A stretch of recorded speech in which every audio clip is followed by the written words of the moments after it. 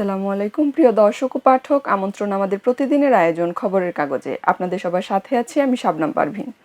শুরুতেই জানিয়ে দেব প্রধান শিরোনামগুলো। বিএনপির আতঙ্ক, ৩০ লাখ ভোটার। ভালোবাসায় মাতৃভাষা, ভাষা আন্দোলনের উত্তাপ। টক অব দ্য কান্ট্রি জামায়াতের আমির। জামালপুরে জামায়াত আমির বলেন, নারীদের হাতে দেশ গড়ার কাজ তুলে দেওয়া হবে। বিষোদ্গারের রাজনীতি, গণমানুষের কথা নেই। ভারত ম্যাচ বয়কট, বিশ্বকাপে খেলবে পাকিস্তান। রোহিঙ্গাদের পাসপোর্ট, নানা প্রশ্ন। অভিযোগ জামায়াতের ডক্টর শফিকের অ্যাকাউন্ট হ্যাক করা হয়েছে। প্রশ্ন বিএনপির, ৯ ঘন্টা পর হ্যাকের দাবি কতটা যুক্তি। চলে যাচ্ছে তৃতীয় পাতায়। বাংলা একাডেমিতে ঐতিহ্য রক্ষায় প্রতীকী বইমেলা। ইইউর সঙ্গে দ্রুত মুক্ত বাণিজ্য চুক্তি জরুরি। প্রবাসীদের ভোটে কারচুপির সুযোগ নেই, ইসি সানাউল্লাহ। দর্শক ও পাঠক, চলে যাচ্ছে অর্থনীতি নিয়ে সাজানো অর্থকড়ি পাতায়।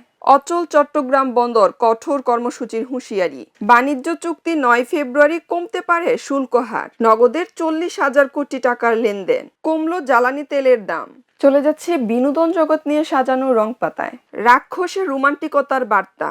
আবারও বাড়ল অনুদানের চলচ্চিত্রে আবেদনের সময়। ঈদের নাটকে নাবিলা, যমজ সন্তানের বাবা রামচরণ।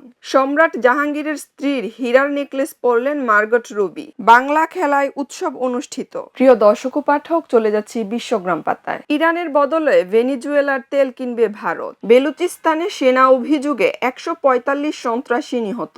সংঘাত এড়াতে আলোচনার ইঙ্গিত ইরান যুক্তরাষ্ট্রের। ২ বছর পর রাফা ক্রসিং আংশিক চালু। চলে যাচ্ছে ক্রীড়া অঙ্গন নিয়ে সাজানো খেলার ভুবন পাতায়। অদম্য বাংলাদেশ টি-20 কাপ ২০২৬, মিরপুরে অদম্য যুদ্ধ। বিশ্বকাপ বাছাই মেয়েদের সাথে বিসিবি সভাপতির একক সিদ্ধান্তে সাংবাদিকদের মাঝে ক্ষোভ। স্বপ্নের অলিম্পিক কমপ্লেক্সের দুয়ার খুলল। দেরিতে শুরু, তবু শীর্ষে এলেনা রিবাকিনার অনন্য উত্থান। আলকারাজের ইতিহাস ২৫ ছোঁয়া হলো না জকোভিচের। চলে যাচ্ছে শেষের পাতায়। পথসভায় মির্জা ফখরুল বলেন, এবারের নির্বাচন কেউ বন্ধ করতে পারবে না। পথসভায় সালাউদ্দিন বলেন, স্বাধীনতার পতাকা এখন তারেক রহমানের হাতে।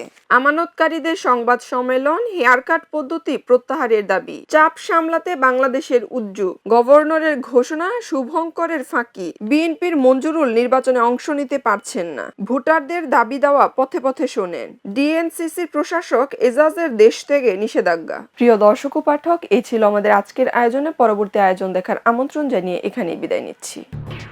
এলো খবরের কাগজ, নিখাত, নির্ভীক, নিরপেক্ষ।